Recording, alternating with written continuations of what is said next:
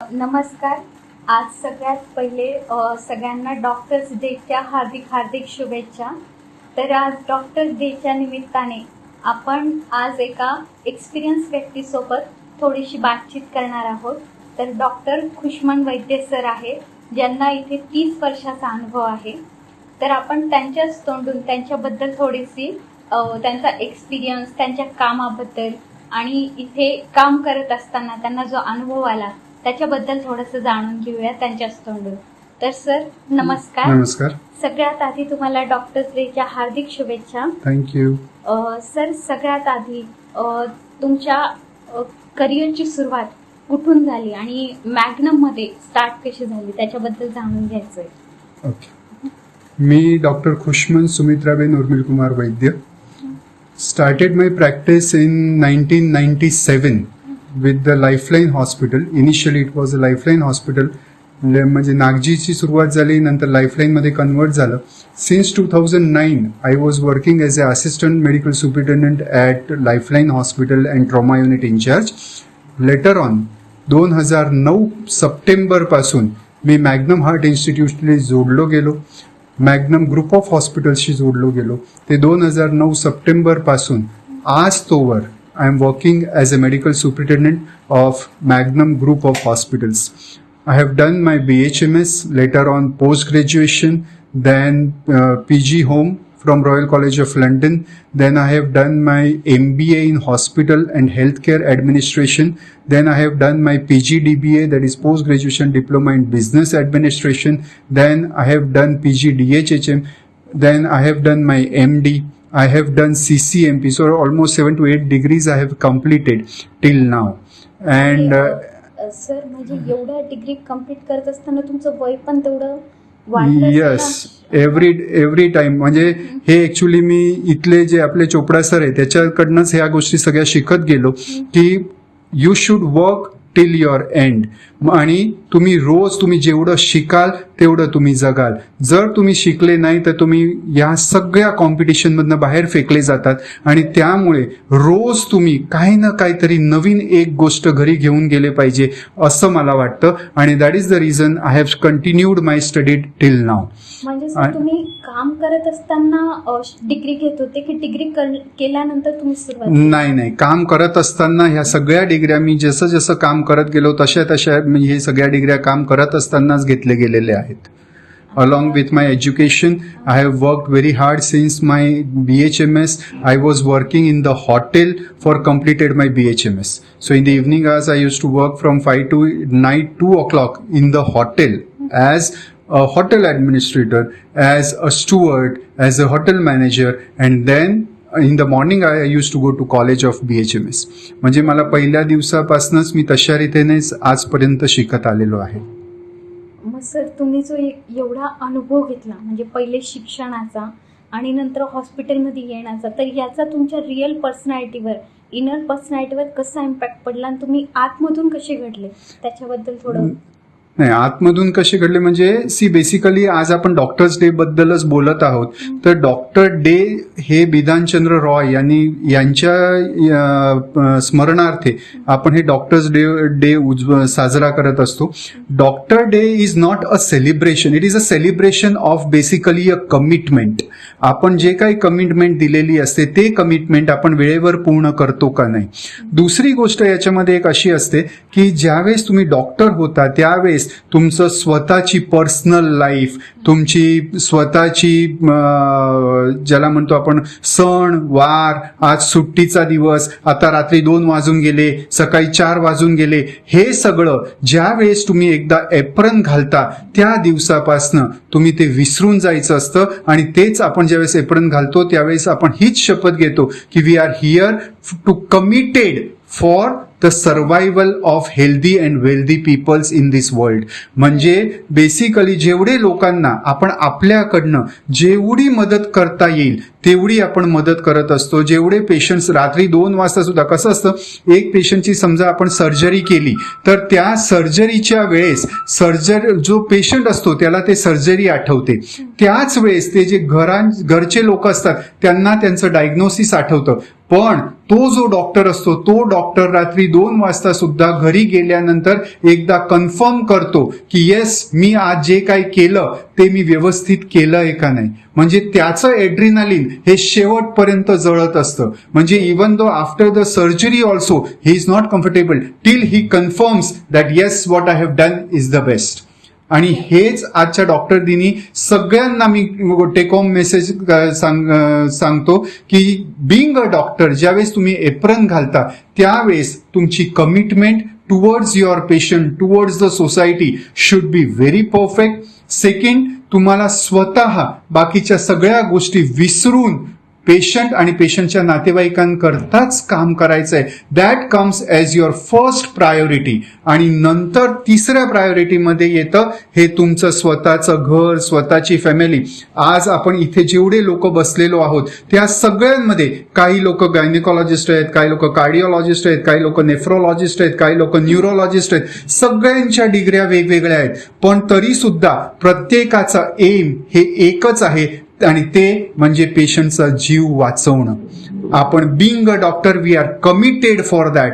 पण त्याच्याबरोबर आज आपल्याला ही पण गरज आहे की आपण जर व्यवस्थित असू, आपण जर चांगले असू, आपण जर सुदृढ असू तर आपण लोकांना मदत करू शकतो. म्हणून ज्यावेळेस आपण लोकांसाठी झटत असतो त्यावेळेस थोडा वेळ हे स्वतःला सुद्धा देणं तेवढंच गरजेचं आहे. तुम्ही तुमचं स्वतःचं एक शौक जपा की ज्याच्यामध्ये तुम्ही गाणं म्हणा किंवा तुम्ही डान्स करा, तुम्ही नाचा, तुम्हाला ज्या गोष्टी आवडत असेल त्याच्यासाठी सुद्धा तुम्हाला दिवसातनं 1 तास देणं गरजेचं आहे. एक्सरसाइज करणं गरजेचं आहे की ज्याच्यामुळे तुम्ही जर एक्सरसाइज करू शकले तर तुमचं शरीर चांगलं राहील. आणि जर तुमचं शरीर चांगलं राहिलं तरच तुम्ही पेशंटला चांगल्या रीतीने मदत करू शकता. Otherwise it is not possible. आज आपण सगळेजण as a magnum group of hospitals जमलेलो आहोत. म्हणजे we have got a team work. जेवढं आपण एकमेकांना धरून ठेवू, हे इथं कलिग्स आहेत, इथं कन्सल्टंट्स आहेत, इथं ज्युनियर आरएमओज आहेत. या कन्सल्टंटमुळे, या ज्युनियर आरएमओजमुळे, या सगळ्या टीममुळे, या टीम वर्कमुळे आज मॅग्नम इथपर्यंत पोहोचलेलं आहे. I am really thankful for all the doctors of the Magnum group of hospitals की ज्याच्यामुळे आज आपण या एका पायरीपर्यंत पोहोचलोय. आणि मला सगळ्यांना फक्त एकच सांगायचंय की be committed whatever you do. Second, be disciplined. ज्या गोष्टी तुम्ही ठरवलेल्या आहेत त्या गोष्टी त्यावेळेस करणं गरजेचंच आहे. आणि तिसरी गोष्ट म्हणजे humble. You should be always humble. समोरचा पेशंट आलेला असतो, त्यांचे नातेवाईक आलेले असतात, त्या लोकांना सुद्धा तुम्ही तेवढे आपल्या घरचे लोक आहेत, आपल्या पेशंटचे नातेवाईक आहेत, अशा रीतीने जर तुम्ही त्यांना वागवायला सुरुवात केली तर आज जे समाजामध्ये डॉक्टरांचं नाव खराब झालेलं आहे किंवा त्यांना असं म्हटलं जातं की डॉक्टर म्हणजे चोरच आहे, तो तर लुटारूच आहे, तो ह्याच करतो, ते तेच करतो, हे जर आपल्याला संपवायचं असेल तर सर्वात आधी आपल्या सगळ्यांची एकी याच्यामध्ये असणं गरजेचं आहे. आपण डॉक्टर सगळे आपली टीम जर एकत्र आली तर 100% आपण या समाजासाठी काहीतरी नक्की करू शकतो असं मला आज वाटतं. Happy doctors day once again to all the doctors in the Magnum group of hospitals. Thank you very much. तुम्ही जसं बोलले की आपल्याला पण एक हंबल राहायला पाहिजे. पण सर, ऑलरेडी पेशंटचे नातेवाईक आपण बघितले की खूप इमोशनल असतात त्या कंडिशनला. आणि डॉक्टरना थोडी प्रॅक्टिकल, थोडं इमोशनल आणि थोडं लॉजिकली पण हँडल करता आले पाहिजे. मग हे सगळं बॅलन्स एका डॉक्टरसाठी इझी असतं की कठीण असतं? म्हणजे एकाच वेळी सगळं बॅलन्स करणं 100% थोडंसं डिफिकल्ट असतं. कारण आपल्याला त्यांची लिगल पार्ट पण बघायला लागतो, त्याचा सोशल इकॉनॉमिकल स्टेटस पण बघावं लागतं, त्यांना देण्यात येलेली ट्रीटमेंट पण बघावी लागते आणि तो पेशंट कशा रीतीने चांगल्या रीतीने ट्रीटमेंट घेऊन घरी जाईल हे पण आपल्यालाच बघावं लागतं. आणि त्याची सर्वात महत्वाची कडी आहे that is a communication. How you communicate each and every time with the patients and the relative. आपण त्या पेशंटच्या नातेवाईकांबद्दल, पेशंट बरोबर कशा रीतीने आपण काय बोलतो, काय कम्युनिकेट करतो हे सर्वात महत्वाचं आहे. जर आपली कम्युनिकेशन स्किल चांगली असेल, जर आपण चांगल्या रीतीने त्यांच्याबरोबर कम्युनिकेट करू शकलो तर मला नाही वाटत that it is so much difficult things.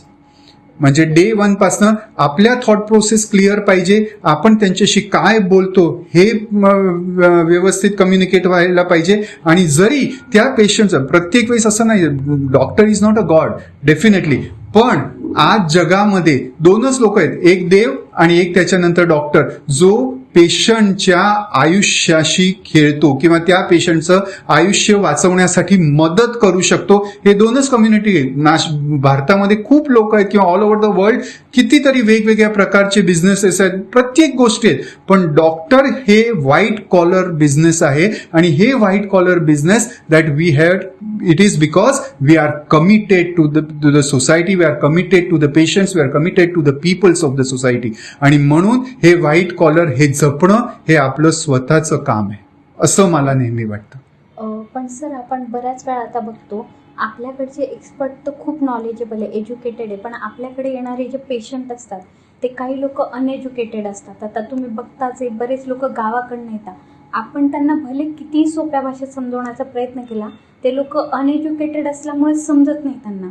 म्हणजे ही टेक्निकल भाषेमध्ये की हे ऑपरेशन काय, नेमकी त्रास काय. मग अशा वेळेस ते लोक खूप इमोशनली फ्रस्ट्रेट होतात. मग अशा वेळेस कसं हँडल केलं जातं?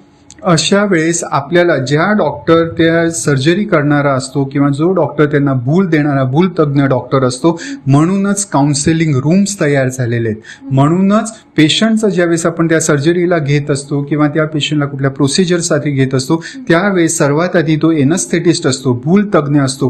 हे भूल तज्ज्ञ त्या नातेवाईकांशी बोलतात, त्यांना समजावून सांगतात की आपण त्यांना कुठल्या प्रकारची भूल देणार आहोत, आपण त्यांच्या मध्ये कुठल्या प्रकारचं ऑपरेशन करणार आहोत. त्यांची लीगल कन्सेंट्स घेतल्या जातात. काही आता ऑडिओ व्हिज्युअल कन्सेंटचा थिअरी आलेली आहे. म्हणजे जे काय आपण बोलतो, जे काही त्या पेशंटच्या नातेवाईकांना सांगतो त्याची ऑडिओ व्हिज्युअल रूम्स असतात.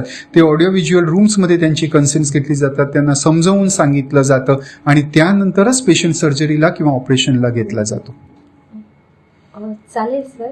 आता इथून पुढे तुमच्या आवाजात आम्हाला काहीतरी ऐकायला आवडेल, तर तुम्ही सांगितलं तर जे पण तुमच्या मनात असेल. ओके. एक साधारण 2 गोष्टी जे मला नेहमी म्हणजे छोट्याशा ज्याला चारोळी आपण म्हणतो ते एक तुम्हाला सांगतो. हातात स्टेथोस्कोप, मनात फक्त एकच ध्यास, रुग्ण बरा व्हावा हाच आमचा श्वास. झोप नाही, जेवण नाही, तरीही चेहरा हसरा, कारण आम्ही डॉक्टर आहोत माणुसकीचा वार, माणुसकीचा वार. डॉक्टर बिधानचंद्र रॉय यांच्या स्मृतीला आज आपण डॉक्टर डे म्हणून साजरा करत आहोत. जे म्हणतात की रुग्णसेवा हीच सर्वात मोठी ईश्वर सेवा आहे. आपण सगळे वेगवेगळ्या विभागातून आहोत, वेगवेगळ्या कंट्रीज, वेगवेगळ्या विभागातून आहोत, वेगवेगळ्या कमिटमेंटनी वरती आलेलो आहोत. पण या काही नेफ्रोलॉजिस्ट, काही गायनेकोलॉजिस्ट, काही पॅथॉलॉजिस्ट, पण सगळ्यांचं ध्येय हे फक्त एक आणि एकच असतं आणि ते म्हणजे रुग्णसेवा आणि त्या रुग्णांचा जीव वाचवणं. कितीही थकलो आम्ही तरी थांबत नाही, कारण कुणाचा तरी आधार आहोत आम्ही. अश्रू लपून हसवतो आम्ही जगाला, कारण आशेचा किरण आहोत आम्ही, कारण आशेचा किरण आहोत आम्ही. Thank you everyone for being here in this party, or rather in this celebration of the Doctors' Day. I really thankful to all the people who came over here, and once again happy Doctors' Day to each and everyone. Thank you. Thank you so much sir.